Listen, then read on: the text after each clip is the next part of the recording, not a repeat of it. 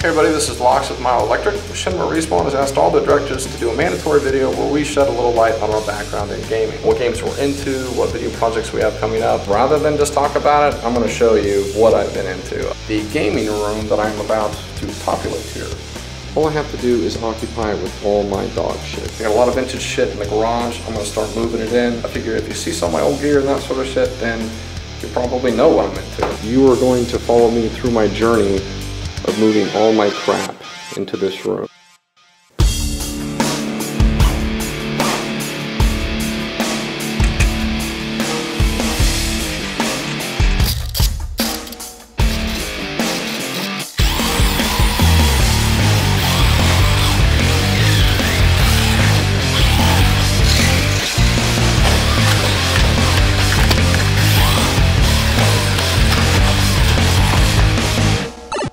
In case you're not familiar with Myoelectric, I'll provide a little backstory here.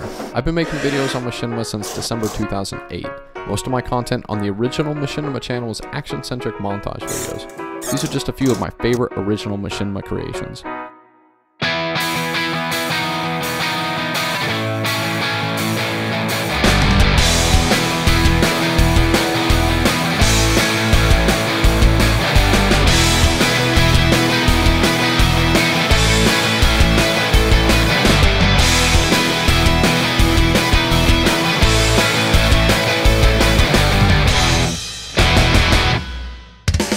After Respawn launched in 2010, I shifted focus to producing the live commentary gameplay videos that we're now best known for. Teaming up with my old fragmates from The Birds and Amanda on the Run, we cranked out an onslaught of Nazi, zombie, and battlefield vids. Nice, I got the airplane. Oh no, I just fell through!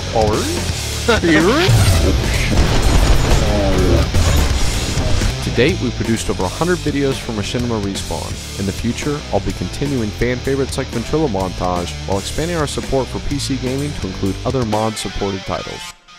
One part of the Respawn roll call is for us directors to answer a couple of questions. What our favorite video game of all time is, and how gaming has impacted our lives. For the sake of keeping in line with the norms of Respawn content, I'll be narrowing my selection to my favorite multiplayer FPS of all time. Return to Castle Wolfenstein was a reboot of the legendary Wolfenstein series, and among the first titles to kickstart the infamous World War II span with the early 2000s. Released in 2001, Wolfenstein made its mark with intense class and objective-based gameplay on the silky smooth Quake 3 engine. RTCW was an amazing game for the multiplayer experience alone. To date, it's the only game I've known to exceed the submersion of a single-player campaign in a multiplayer component. A memorable part of the game's character came from the use of Allied and Axis soundbites used to relay player communications. This might sound goofy now with voice-over IP apps like Ventrilo and TeamSpeak readily available, but it was a well-appreciated comic relief that played to the game's submersive strengths. The enemy is weakened. It wasn't uncommon for a Wolfplayer to bypass the campaign entirely after becoming engrossed in the online multiplayer. Such was the case for myself. I started fragging in 2001 and didn't look up until 2006. That's 5 years of uninterrupted geekerdom. Which brings us to question number 2. Ignoring the cliché cons of a sexless, fat-assed, and generally underachieved existence, I'll simply say that my Wolf years were fun. I began a video editing hobby playing Wolf, and even met my gaming buds from The Birds. Over time, I've discovered unexpected benefits of which I'm very fortunate. An intimate relationship, and a career in both IT and media. While the pros and cons seemed a little disproportionate in my fragging prime, things would eventually balance out.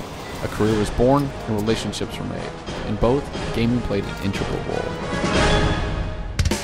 Stay tuned for part 2. I'm going to have a special guest commentator / interior decorator come in to help me get the rest of my shit set up. We talk a little bit more about my gaming history and checking out the final pieces of my gaming gear.